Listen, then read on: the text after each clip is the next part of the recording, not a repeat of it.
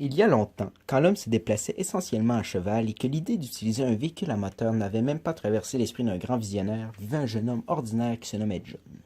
Comme chaque matin, la mère de John l'appela pour lui demander d'aller acheter un pain pour le petit déjeuner. John, qui était très serviable, accepta sans mot griller. Sur le chemin de la boulangerie, qui se situait à une dizaine de maisons de la sienne, il aperçut une cabane cachée derrière deux grands chênes. Le problème avec cette cabane était le fait que John ne l'avait jamais remarqué malgré les nombreuses fois où il était passé par là. Donc John, qui était très curieux, se rendit à l'intérieur pour voir qui habitait cette maison. Il observa ce qui se trouvait autour de lui quand il remarqua qu'une des portes était entr'ouverte.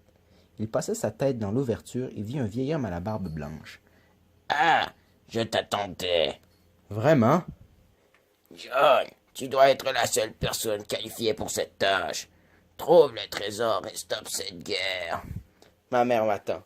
Adieu, vieux fou. John quitta en oubliant ce qui venait de se passer.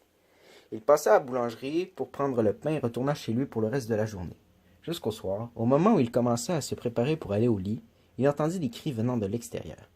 Il se rendit donc sur le toit de sa maison pour observer la scène en toute sécurité. Il aperçut plusieurs maisons en feu, des gardes courir de tous bords de tous côtés. Il retourna à l'intérieur pour aller chercher sa mère et sa sœur, mais le premier étage avait déjà commencé à brûler.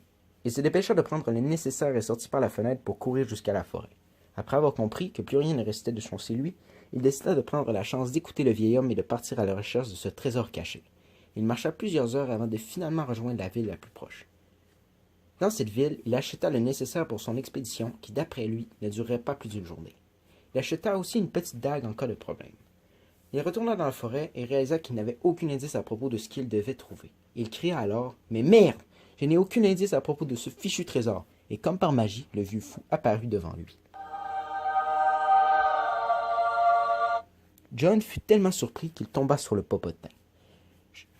Je n'ai pas beaucoup de temps. Alors, je vais être bref, Dit le vieil homme. Tout ce que je sais, c'est que le trésor se cache quelque part sur la Terre Sainte. Elle existe vraiment? Je crois que c'était seulement une légende, dit John. Le trésor se cache entre quatre. Dit le vieil homme avant de mourir. Bon, à mon tour de chercher. John est en train de penser à comment se rendre sur la Terre Sainte quand il aperçut quelque chose de brillant au sol. Cela se situait à plusieurs mètres de lui. Il prit la chance d'aller voir ce que c'était, en se disant que c'était peut-être le trésor et qu'il était déjà sur la Terre Sainte. Une fois près de l'objet, il remarqua que c'était en fait un bouton. Il appuya dessus avec son pied et au même moment, il aperçut un gros rondin de bois foncer vers lui.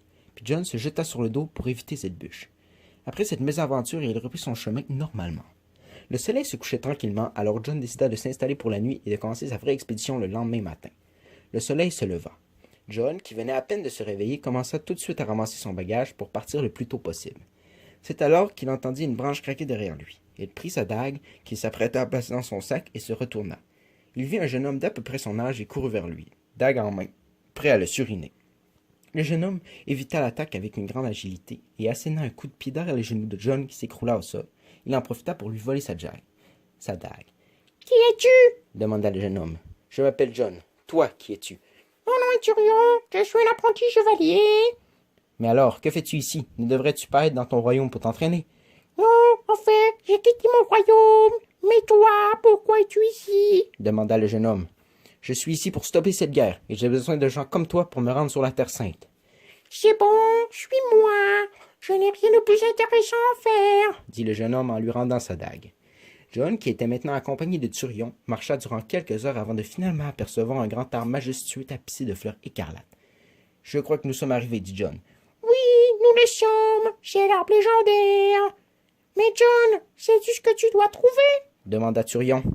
Oui, en quelque sorte. Je dois trouver un trésor qui se situe entre 4 objets ou personnes. Je ne sais pas. Je crois savoir. Suis-moi, dit Turion.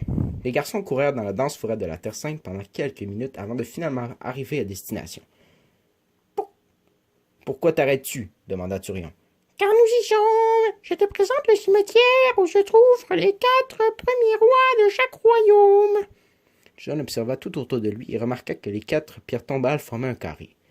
Il se dirigea au centre de celle-ci et observa le sol pour espérer apercevoir une croix montrant l'emplacement d'un trésor quelconque. Quand tout à coup, il vit une flèche passer à quelques pouces de son visage. John se tourna et partit à courir en suivant Turion, qui était à quelques mètres devant lui. Au moment où John croyait les avoir semés, il aperçut une créature à la peau bleue et avec des oreilles pointues. C'était en fait un elfe de la forêt. Et c'était aussi une des créatures les plus agiles. Cette créature sauta sur Turion, qui était devant, et l'immobilisa en quelques secondes. Sous l'effet de l'adrénaline, John prit son couteau et courut vers cet ennemi, pour lui planter la dague dans l'épaule. Sa douleur fut tellement grande que l'elfe s'évanouit pendant un court laps de temps. Mais ce fut assez pour que John et Turion l'attachent à un arbre. L'elfe se réveilla. « Dis-nous où se trouve le trésor, ou je te tue. »« Est-ce que vous parlez du trésor de l'arbre sacré? Qui pourra stopper ces guerres? » ?»« Oui, c'est bien lui, » affirma John en détachant l'elfe. Les deux garçons se rendirent jusqu'à la grande porte qui protégeait l'arbre. Pour ouvrir cette porte, quelqu'un devait y placer sa main. Donc John essaya, et comme l'avait dit le vieux fou, il était le seul à pouvoir accomplir cette quête. Une fois la porte ouverte, ils se rendirent jusqu'à l'arbre et trouvèrent le trésor. Quand ils ouvrirent le trésor, une lumière blanche jaillit de celui-ci. Cette lumière était celle de tous. C'était la lumière qui rendrait les gens heureux de nouveau. À cette aventure, John et Turion furent reconnus comme les sauveurs de ce monde. Ils eurent beaucoup d'enfants et vécurent heureux jusqu'à la fin des jours. Wow, attendez, c'est pas fini, là. Ben non, ça c'est ce que vous pensiez qui allait arriver, hein. Ben non. Ils vivent heureux, mais pas ensemble. Puis surtout, ils n'ont pas d'enfants, parce que deux hommes ne peuvent pas avoir d'enfants, merci.